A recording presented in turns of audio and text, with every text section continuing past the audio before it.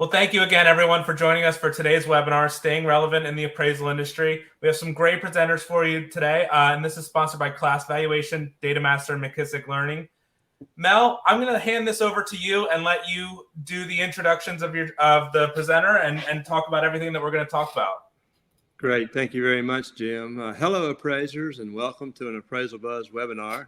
Very thankful to our sponsors and the partnership that brought this together with Class Valuation, DataMaster, and McKissock Learning.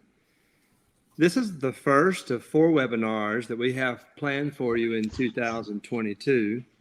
We hope you'll enjoy this one, but then also join us for the ones in August, October, and December. Today's topic is staying relevant in the appraisal industry. I'm your host, Mel Black, and I do invite you to submit your questions in the Q&A. We'll get to as many of those as we can, and they're probably going to be more toward the end of our presentation.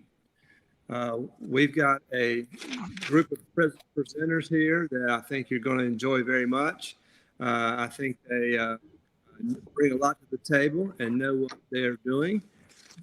In our preparation for this webinar, we had a couple of polls that the group wanted to put out there. So we're going to do those first. Folks, if you would launch poll number 1. Poll 1 is active right now. Thank you. How many years appraisal experience do you have? 1 to 3, 3 to 10, 10 to 20, and 20 plus. This is a common question that many of us get from appraisers, either teaching or in other formats. Sometimes you look around the room and you see maybe a trend of age heading in one direction or another, particularly a decade or 2 or 3 ago. These days, you're seeing all types of things. I taught a 15-hour national USPAP class this weekend, and we had a number of teenagers becoming trainees, and that's not a new thing. That's been happening over the last several years. So very interested to see how our poll turns out today.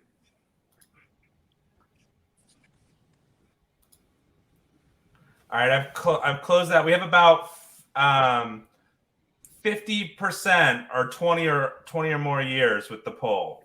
Let's open up the second poll. All right. And that poll is, what percentage of your business is mortgage or origination related?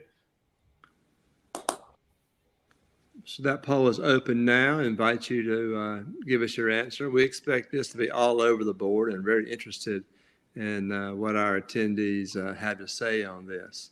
I think the panel and we know folks who are maybe 99% in that area, and some are almost 0% in that area, and everywhere in the middle. So interested to see what you have to say.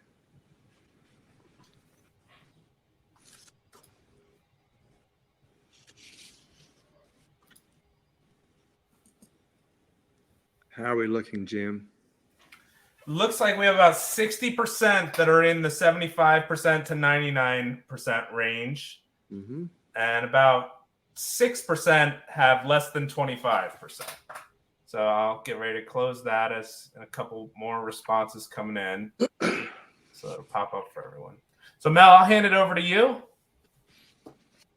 All right, thank you. Appraisal practice is so full of opportunity.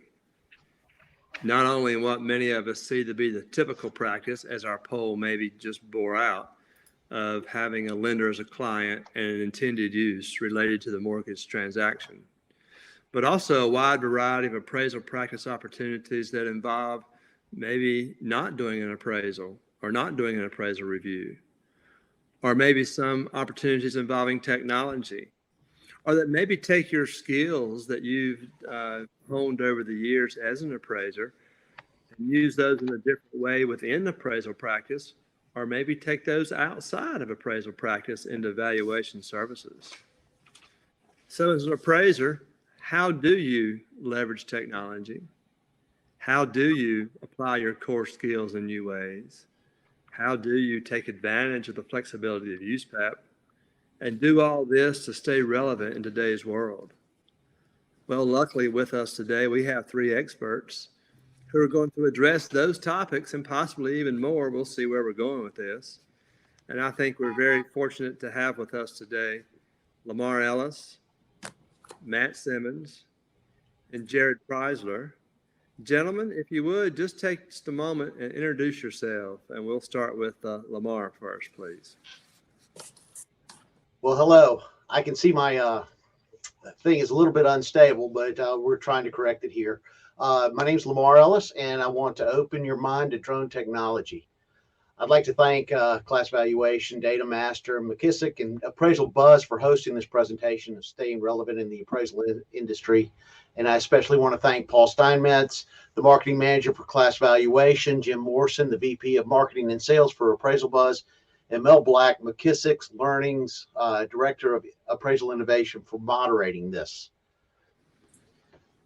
I got into, it was a 15-second report, drone privacy infringement, that actually got me into learning about drone technology. And I've made it my passion to learn as much as I could about what's going on in the drone industry. I am a designated appraiser. I hold the MAI and SRA designations through the Appraisal Institute. I'm also an approved instructor. Not only have I developed seminars and webinars on using drones for real estate, but I'm also on the FAA safety team as a representative and a drone pro for the state of Georgia. And I am the president of the Atlanta chapter of AEVSI, which is the Association for Uncrewed Vehicle Systems International. It's the largest drone organization in the world. I'm really looking forward to sharing with you some cool things today. So thank you. Great. Thank you, Lamar. I've got some questions already. Matt, introduce yourself if you would. Sure. Thanks, Mel. So my name is Matt Simmons. I'm the managing partner of Maxwell, Hendry & Simmons. We are a commercial and residential valuation services.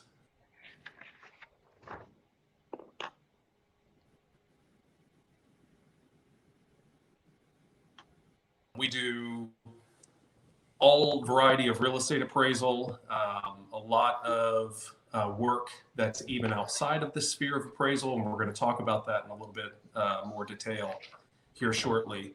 I am state certified residential in Florida. I hold a broker's license as well here in the state, and spent about 4.5 years, I call it my tour of duty, on the Florida Real Estate Appraisal Board here in Florida, which was an incredible learning experience. I feel like I'm probably the only person that served on a licensing board and came off feeling more liberated as a professional than I did going on, which again will be part of the conversation here today as well.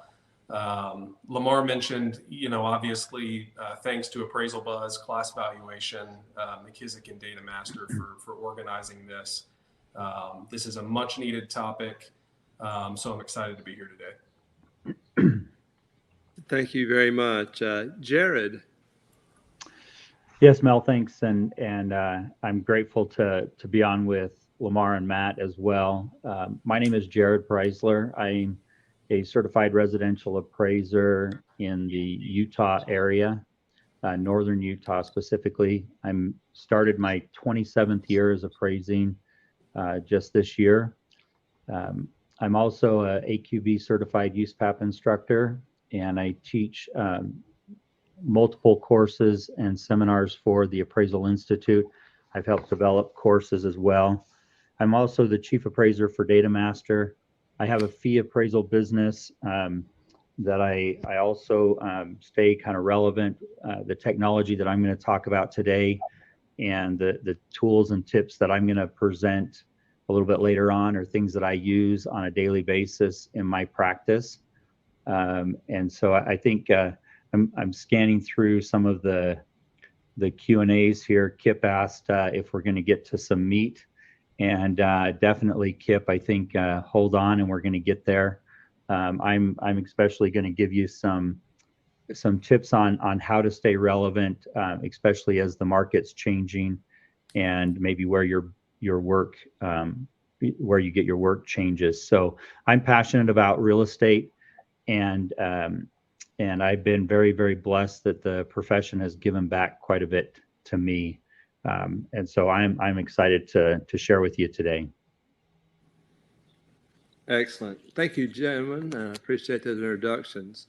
We are going to get to the meat of our conversation after our little 9-minute warm-up and introduction, so we're ready to rock and roll. Lamar, we're going to start with you.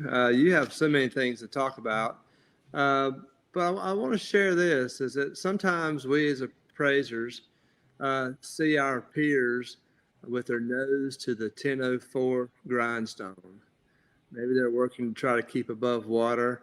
They might have their heads down, focus on the typical mortgage work, and they don't look up to see other opportunities, maybe involving technology. Lamar, how do you see that? I think uncrewed aerial technology is revolutionary, and it gives those who understand it a better advantage in the highly competitive world of real estate. As a matter of fact, I was one of those that had my nose to the grindstone and was working really hard on trying to do as many appraisals as possible when I saw a news report on drones, and it literally changed my life, because seeing the drone videos and pictures from a different viewpoint really was revolutionary for me.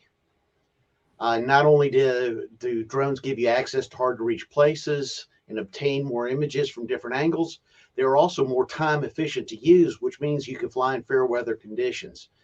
And the big thing is that the real-time inspections are far more valuable than Google Earth and Bing Maps, which can be years old and inaccurate. This was addressed in September of 2016. The Appraisal Foundation addressed using drones for inspections in USPAP, and they stated that unmanned aerial vehicles or drones are like tools, and not unlike binoculars that are used to enhance a view of a property. Photography is the number one use for aerial technology, and real estate is the number one industry taking advantage of drones. And some of the real estate businesses that are using drones include real estate appraisers. Drones are just another tool in your toolbox, and they can identify areas of interest, provide real-time inspection, and provide appraisers with some important property information, such as, does the property conform to the surrounding properties? Is there any new construction in the area? Where are the amenities of shopping, schools, and employment? How do you access the property? So why are drones a good fit for appraisers? Because appraisers discover and analyze large volumes of real estate data and report that data in a format that can be easily read and interpreted.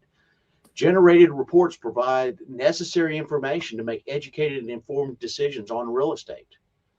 For real estate brokers and agents, drones provide unique marketing material. Multiple properties can be viewed from the comfort of a home or an office before visiting a site. Insurance companies are using drones for baseline assessments. This helps to provide accurate damage assessments and expedite claims faster. Tax assessors are interested in the current improvements of a property, and drones are less intrusive and can cover more ground from the air, which lead to more accurate assessment values. For roof inspectors, you got roof damage, moisture detection, heat loss, and even the size of the roof can be easily determined by using the correct sensors and equipment on a drone. Owners and investors are using drones for portfolio analysis, highlighting features, and displaying their properties. Builders and developers are interested in the scope of work, the positive allocation and use of resources, and the accurate estimation of completion times. Attorneys are using drones to create more thorough reports and help judge and jury to identify what properties easier. City planners are using aerial photographs and videos to aid in the development of green communities. Architects are using drones to, they're redesigning buildings for landing pads, charging stations, antenna sites. So if you think about it, look at all the opportunities that are in regards to one singular specific property. Properties can be developed into three-dimensional models and two-dimensional orthomosaic maps. And these models can show contours and display features of a property to determine the actual scope and the magnitude of a real estate. The biggest misconception about using a drone is that the clients are paying you to fly. No, they're paying you for the data. And the drone can gather data that was previously unobtainable or cost prohibitive. Now, drones are still a proof of concept business model to a lot of companies, but clients see the value. They just don't know how to pay for it. So if you can find that client that's willing to pay for the data, it'll dramatically offset your initial investment. And finally, whether you want to incorporate drones into your practice or not, I predict there's going to come a time when an aerial inspection benefits you. It's essential that you understand what this technology can do and discover the correct questions to ask to mitigate your risk in flying in an assignment. Adding innovative technologies such as drones give appraisers new opportunities and clients. So the key is to think outside the box. So thanks, Mel. Yeah, thank you. Lamar, follow-up question. When you did your introduction, you mentioned the FAA. Are there any safety reminders as us as appraisers coming from what we do, moving over into drone usage? Any safety reminders we might want to be aware of? Definitely. There's operational rules to drones. And one of the things is that I've discovered, I've actually developed some remedial training for some of the wayward pilots here in the state of Georgia.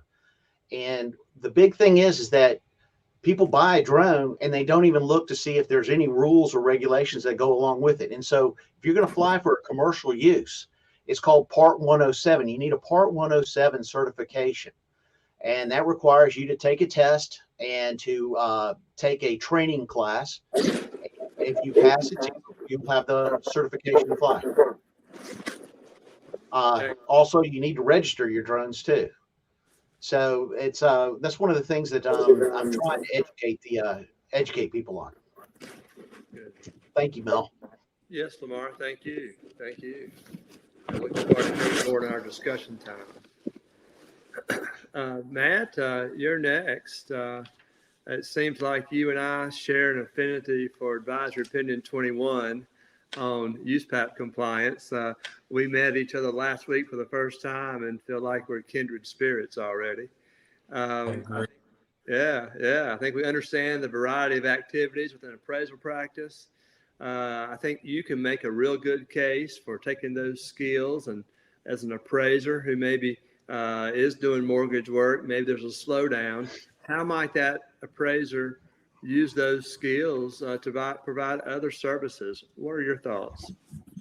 Yeah, so I'm going to ask a question that might seem kind of obvious, but I would ask of the attendees, what business are you in? Which again might seem obvious given that this is an Appraisal Buzz webinar, and we all tend to generally think of ourselves as appraisers. But I'm going to hopefully introduce some thought to you that might turn that around a little bit and kind of change at least the way that you view your business, what business you're in, and also most importantly, what is your business's core competency? So when we talk about remaining relevant, that's a fundamental question, I think, going back to answering that question of, okay, well, you know, what exactly do you do? What value do you add in the process? Do people value your opinion, or is whatever product you're providing just checking a box for someone in a transaction? What separates you from competition? And what problems exist in the market that your skill can solve that may not directly connect to appraisal or appraisal practice? So, Mel, the image you referenced, I'm going to ask everyone to kind of cite this, mark it down. Please look this up later. Advisory Opinion 21 within USPAP has an image that I call kind of the valuation services sphere. It's on page 111 of USPAP. Again, Advisory Opinion 21. And I'll just tell you more broadly within Advisory Opinion 21, that is the appraiser's Declaration of Independence, okay? So you should be completely familiar with what AO 21 says backward and forward, what it gives you essentially a roadmap to be able to do as a valuation services practitioner. But to the question about, you know, what's your core competency? What do you do? I'm going to encourage you to view yourself and your core competency as a valuation service provider as market analysis. It's all about market analysis. That's the centerpiece of what we do. Products and services that we provide, be them appraisal, some sort of consulting service, market studies, feasibility, whatever it is, it only extends from that core competency of market analysis. And I'll just tell you from the standpoint of the commitment that we've made as a firm, we're so committed to that being our core competency and what we do, that if we were to enter a universe where appraisal no longer involves market analysis, we wouldn't do appraisals. Mm-hmm. That's just not who we are, not what we would do. We only do appraisals because they're an extension of market analysis. So I would encourage you to think about it that way. And one of the ways that can help, I think, is providing clarity to you about how to plan your business, what value you add, what products and services ultimately to provide. But I think it also positions you as a valuation practitioner in the place of providing the most value to the market. I'll take a little bit of liberty here. I've said this before, but I've taken issue with times when appraisers have referenced third-party inspections, and there's been this general comment about, the third-party inspector or the app can't smell the cat pee. Let me just encourage you, let's please not as practitioners defend our place in the market as being capable of smelling cat pee. So just to put it plainly, I don't think that's the place that we want to be defending our ground as where we really add value in the process. I think we want to focus on, we're market analysis practitioners. That's what we do. That's where our value lies. And that's where our skill set exists. So when you're clear on that, it helps you figure out more clearly what to do in terms of developing analysis, in terms of where your priorities lie, on how you maybe set up your office from a workflow standpoint, how you spend your time. It kind of reshapes also you thinking that a market analysis section is something that I, work my way through real quick in an appraisal. It's like, no, it's the entirety of what you are and what you do. Everything else flows from that. But I think you'll also find, if you make a commitment, that when you become that expert in the market, all of a sudden the doors open to you across a wide variety of opportunities. And again, this is the part that I'll just tell you, it's sometimes better to be lucky than good. We've stumbled onto so many opportunities that exist in the marketplace for the skills that we as valuation professionals possess and provide in the market, untapped areas that are outside of even just appraisal practice, things that are in, and again, I'm going to reference that advisory opinion 21 sphere that exists, things outside of appraisal practice that are in the broader sphere of valuation services. There's so many products that you can provide, services. We discover new ways to kind of employ our market analysis skills out to the market on a regular basis. And we can talk more about those in detail, and I'm happy to answer questions on them. But again, I would just focus on, start thinking about who you are and what you do as being about market analysis. Excellent, Mark. And I think that market analysis point that you make, that we can have so many opportunities elsewhere. I think that's what some folks are coming along to hear. If I do less mortgage work, what can I do? And I think you've helped answer that question. You've also given me a good question to ask the group here in a few minutes. So thank you for that presentation. Yeah, you teed me up a question to ask you guys. So thanks a lot. Jared, you're next up. We talk about USPAP so much, and the first comment in Standard 1 of USPAP speaks of change in our field, change in our profession. And it reminds us that it's not sufficient for appraisers to simply maintain the skills and knowledge that we possessed when we first became appraisers, but it each of us, every single one of us, must continually improve our skills to remain proficient as an appraiser. Jared, do you agree with that statement? And how do you see it might being able to apply in the appraisal world? Mel, absolutely. Often I've said in classes or other presentations that as appraisers, we are very good at measuring change. We're great at figuring out what change in a particular property how that may impact value. If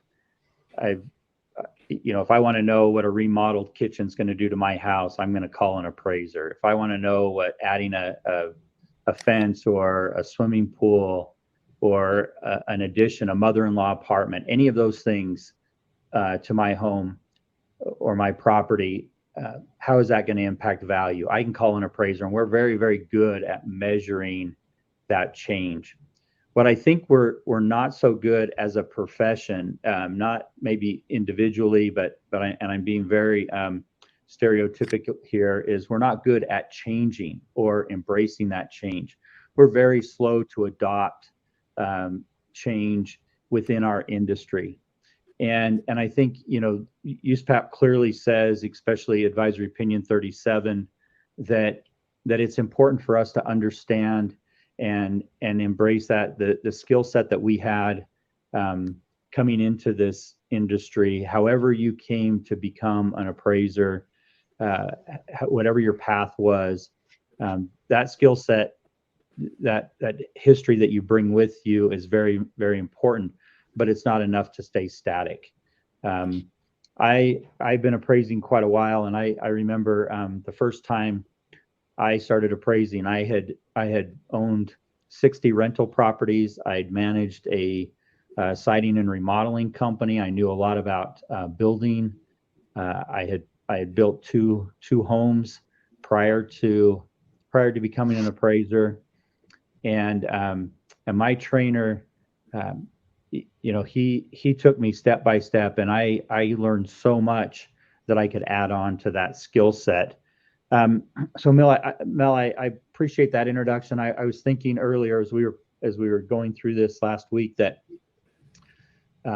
most of us, the requirement is that we have 28 hours of continuing education for our cycle, our CE cycle, and last cycle I had 83, and it's because I want to learn about different parts of our business. I want to become better, and I think as we're talking today, some of the meat of what what you should be gleaning from this is how to prepare or use what you've already done as preparation, as a foundation to expand where your dollars are coming from, because it's not enough to see yourself anymore as an appraiser. Matt brought up a very good point, and I want to piggyback off of it for just a second. Advisory Opinion 21 gives you an umbrella for valuation services, and we fit within that umbrella. There's lots of opportunity to earn dollars from within that umbrella. There's a really interesting website that you can go and look at. It's called Will a Robot Take My Job? And you can go in and put real estate appraiser, and it groups us up with assessors. And if you look at that, it says 91% likely that a robot will take our job.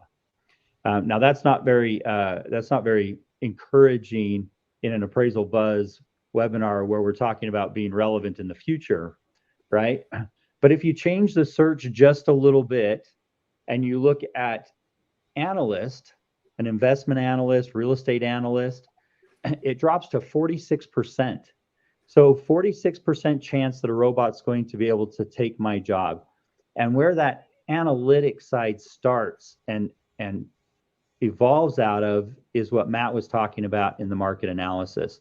I've had the opportunity to serve on the committee for the new reports design that Fannie and Freddie are participating in their initiative.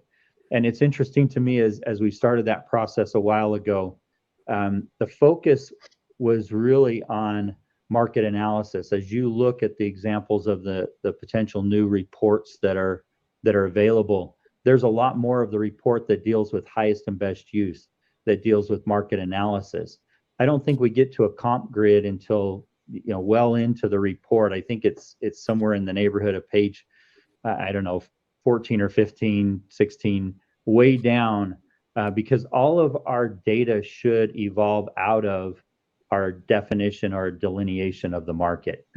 Now, having said that, there's a lot of things that start at that market analysis, and my hope today is that you'll find at least one little tip or one little idea to put into practice in the next week. You maybe have a little bit more time on your hands right now, and you're wondering what to do with those. Maybe you've got a list of things you've been trying to get to for a little while. So I'm hoping that in the next couple of minutes, as I talk to you about a few things that I've been successful in doing, that you'll take at least one or two of those things and be able to apply it. So keep your mind open. I noticed that about 47% of you have been in this business for more than 20 years, like myself, but we have more than half that have not been in the business, or that have been in the business less than 20 years. And about 30% of you less than 10 years. And so you maybe have not seen a market that has shifted like we see right now. First, welcome to the business. Thank you for coming. We need more. This is a bright time, and the future is very, very bright for us. So marketing yourself is a consistent process.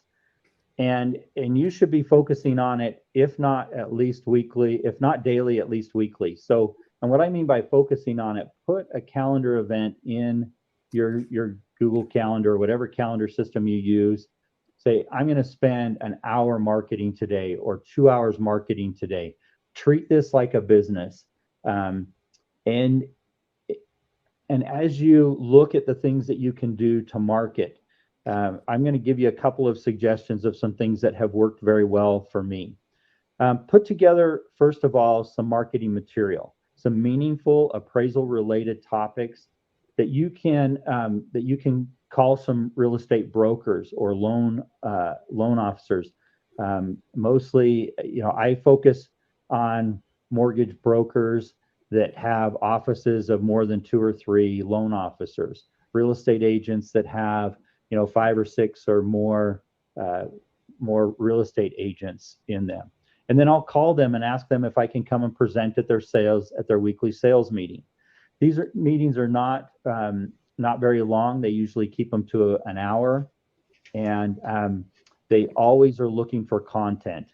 I try to keep my presentation to 15 to 20 minutes. I ask them to schedule me at the end of their meeting, so they get finished with all their sales motivation, their little topics that they're going to have on a weekly basis. I want to be the last one there.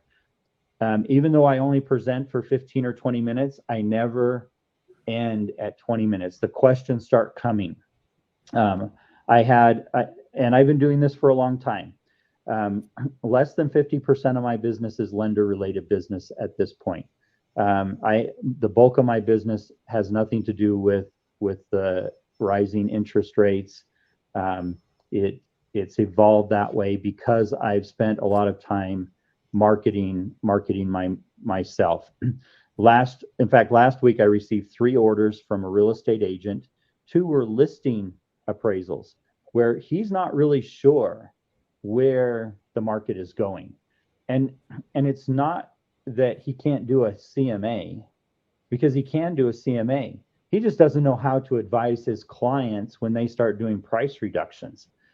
And so what he's really asking me for is not a listing appraisal, but a market analysis, and even a level C market analysis where I'm doing a bit of forecasting. And we talk about some of the things that are coming up. What's going to happen when the Feds raise the rates again in July, after their July meeting? Well, that home that's been on the market right now at a particular price point Is it going to need to be adjusted? And do you want to wait till the end of July to do that adjustment? Or would you rather do it now, get under contract, and be moved before July? So he's really asking me to help him with his clients, and I'm happy to do that. It pays very, very well. There's not an AMC fee split, and it pays well. So I had 2 orders from him from that this week, and also a divorce order. So he has a client, a past client that he helped get into a home 15 years ago. Things are not going so well for them. They called him to find out what their property was worth. He said, I don't do that. My friend Jared does. Here's his phone number.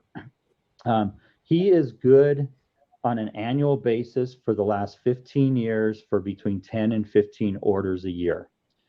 They don't all come in bunches, but I can look back through the history and see that he has been the source of between 10 and 15 orders.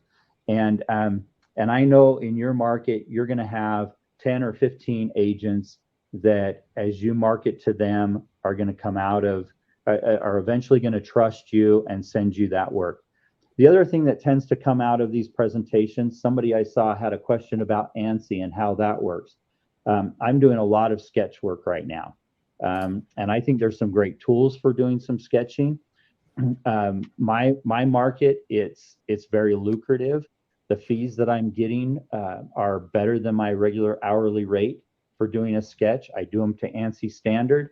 I have a system down for what I provide to the real estate agent, and I even see some of my sketches show up in the listing on the MLS as an addendum or an attachment to their listing. I provide them with a special attachment PDF that they can attach to that doesn't have any confidential information on it. And so that's something that comes out of these broker meetings that I do.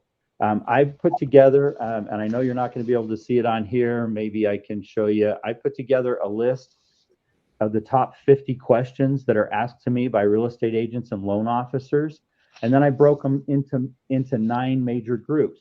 The first one is highest and best use. When they ask me a question and it applies to highest and best use, I add it to my list. ROVs, reconsiderations of value, corrections. What do we do? How do we do that? Adjustments. How do you support adjustments? Reconciliation, square footage analysis, and ANSI. That's a main topic. I used to have 8. Now I've got 9. Added that 9th category. Scope of work comes up quite a bit. Market conditions, time adjustments, market analysis. That all is a major topic that I'll address. What's the difference between FHA/VA and conventional on an appraisal? That's a great question. One of the top questions right now has to do with accessory dwelling units. When we're looking at housing shortages, agents and brokers, they're looking at this feature called an accessory dwelling unit. Is it really an accessory dwelling unit, or is it simply a kitchen in the basement or an outdoor kitchen? Can it really be marketed as an accessory dwelling unit? So I would start gathering those questions, putting them together. What's relevant, the top 50 in Utah in my market may not be the top 50 in Matt's market.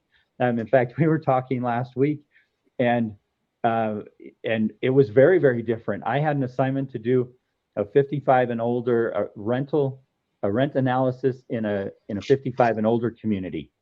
In Utah, I don't have that data. Matt was laughing because he's got gobs of that data in South Florida. And so for your market, you've got to come up with the 50 top and break them into main categories. So when you go into that broker's office, you can talk intelligently for 15 minutes. And then, show up early, show up 20 minutes before their meeting starts. You may be thinking to yourself, I can't get in front of people. This is something that I can't do. I would say you probably the first couple of times you might be a little bit nervous. I'm sure Lamar, the first time he started flying a drone in a class, he was really nervous about it. But what am I going to hit? And we all have been in that case. But you're talking about something that you're passionate about, you're the expert on, And so take stock in the fact that you have some value and be confident in what you're doing. Also, one of the worst things that you can do is make up an answer on the fly.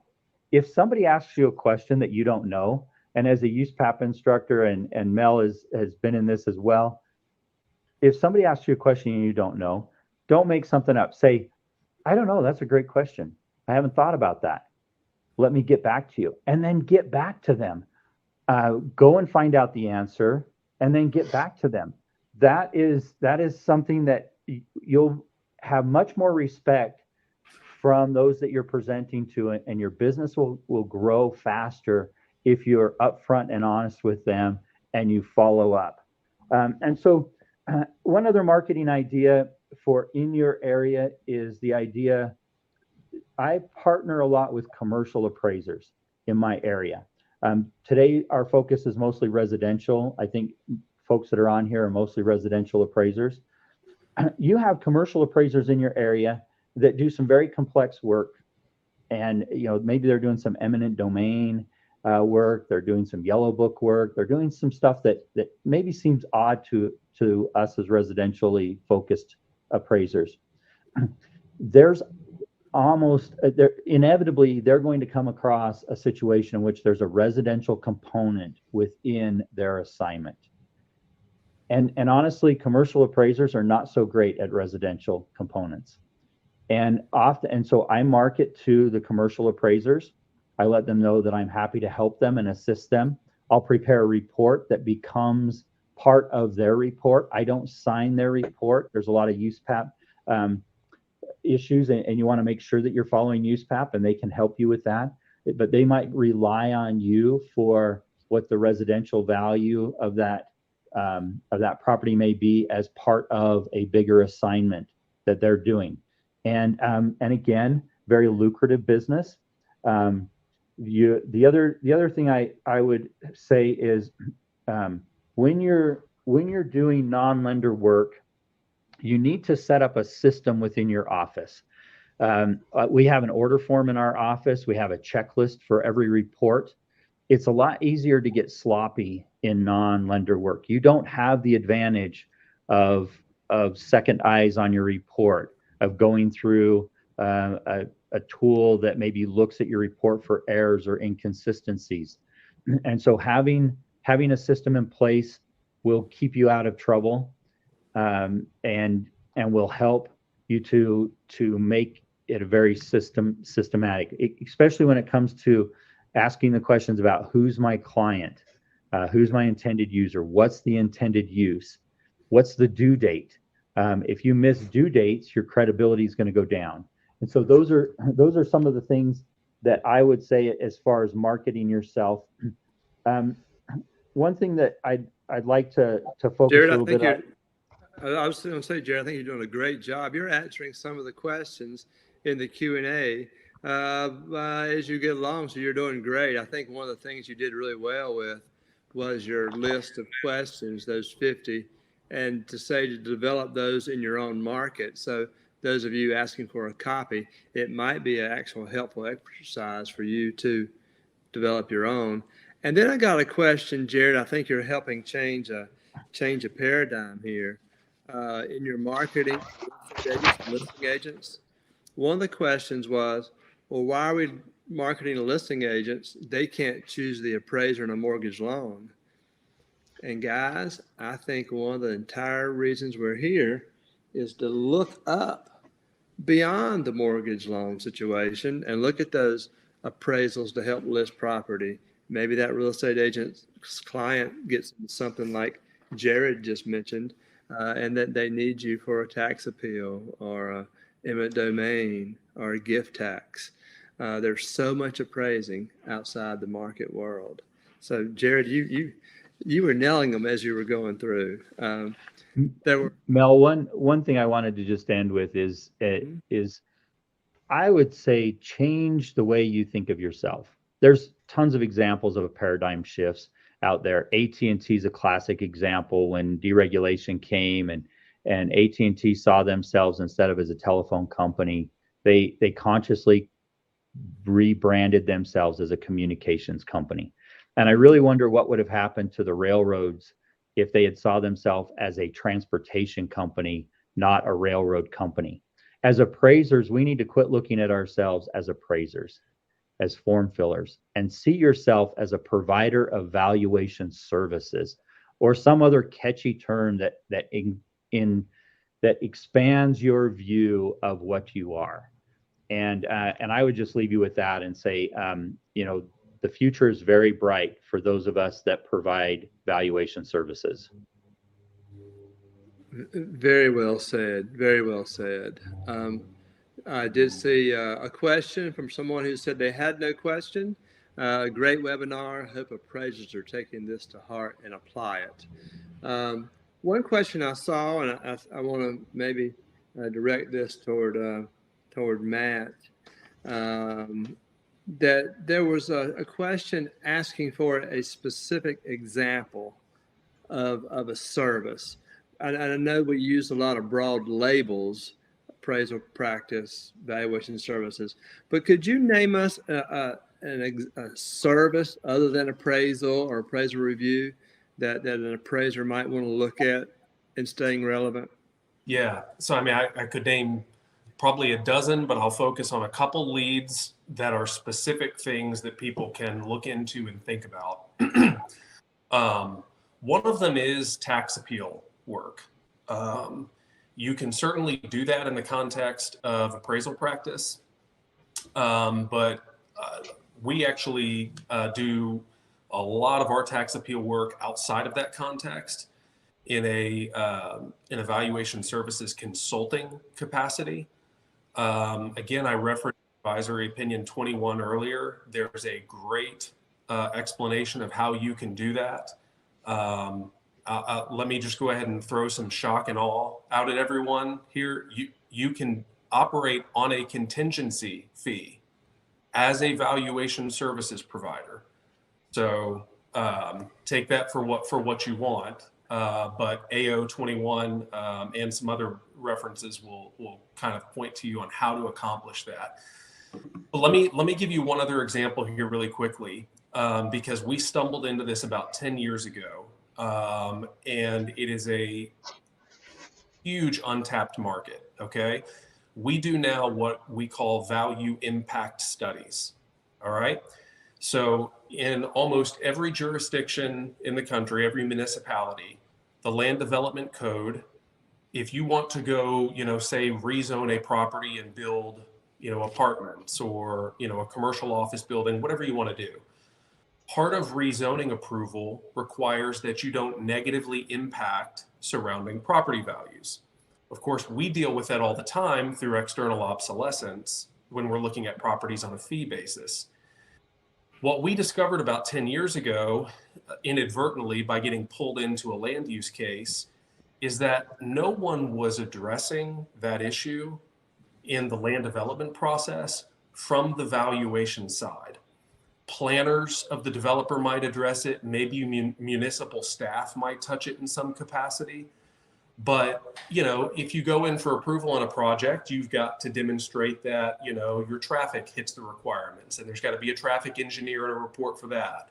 Maybe there's an architect, a land planner, the land use attorney, an environmental consultant. There's all these people who have their lane that we just take for granted, when every land development code in the country, everyone that I've seen, has a component of compatibility tied to value impact that is not touched at all, for the most part, by people who are valuation services professionals. So we now do a ton of that work in South Florida. And honestly, the market for that is still largely untapped. We're even getting asked at times to do that out of market.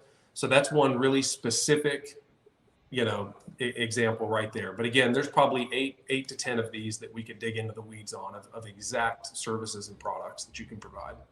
Wow. Excellent examples. And I hope some of our listeners take those to heart.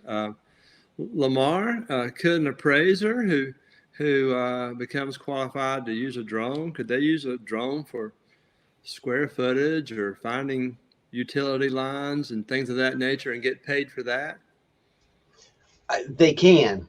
The trick is that will the market accept the results of what you're doing out there? I can measure a piece of property within a 2 centimeters of difference for accuracy. However, is the market willing to accept the results that I come up with? And that is something that's going to change over time as it develops more and more.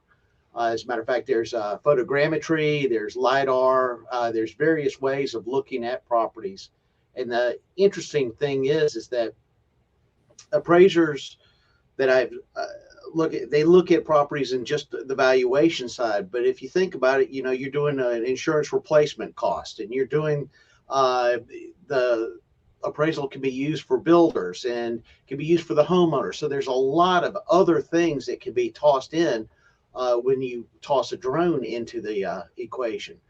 So again, it's still a kind of a work in progress for selling it. But one of the things that Jared said that I totally agree with, and that is I have thrown myself into more uncomfortable situations than I ever thought I would in my lifetime.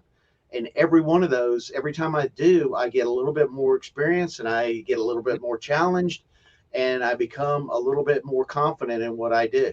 So again, drones aren't for everybody, but you're going to have to learn the technology just so that you don't become liable if you hire somebody that doesn't know what they're doing.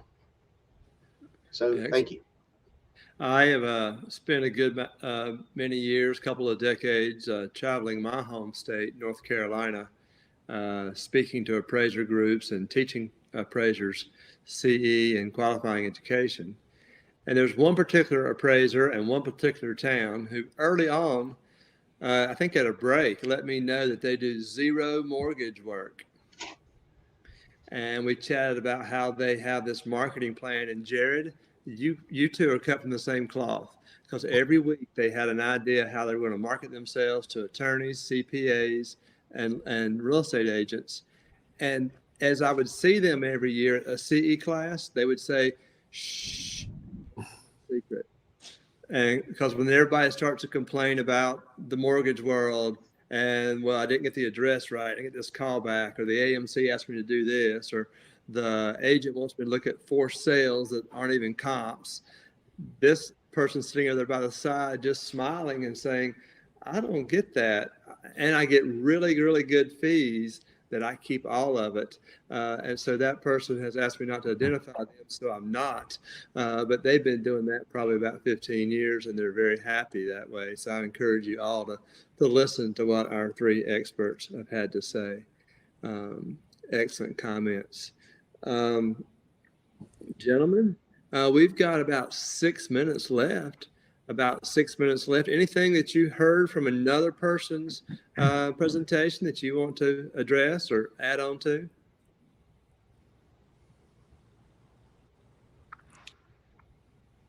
There was a question, Mel, if our contact information could be given out. We hadn't talked about that before. I'm okay with that, Jim, in the background there. If you want to share that information, I'm good with that. I would imagine Lamar and Matt are as well. So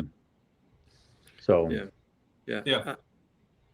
I'm fine with it as well, and absolutely. We do. Yeah, we do have a. I'm sorry.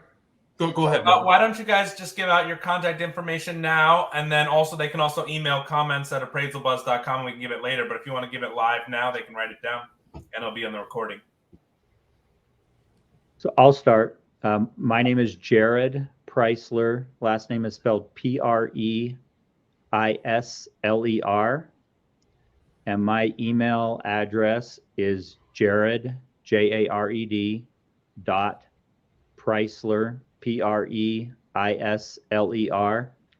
at DataMasterUSA.com. And my direct cell phone is 801-940-0966. I'll go. Mel, so my social security number, oh no, I'm sorry, let me give you our phone number here,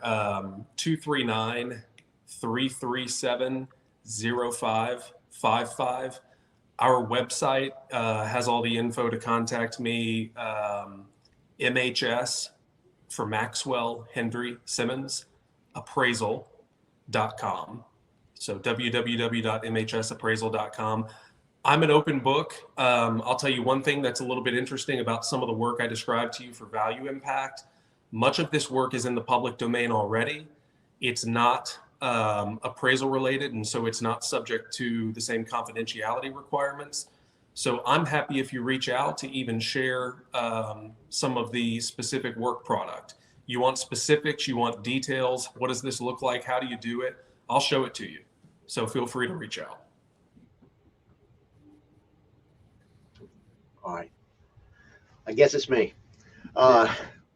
Last thing I want to say before I give you my information is, if you get into drone technology, become an advocate for safety, because that's the one thing that everybody really wants to be sure that they've got, is that they've got, that you know what you're doing and you're trying to do it safely.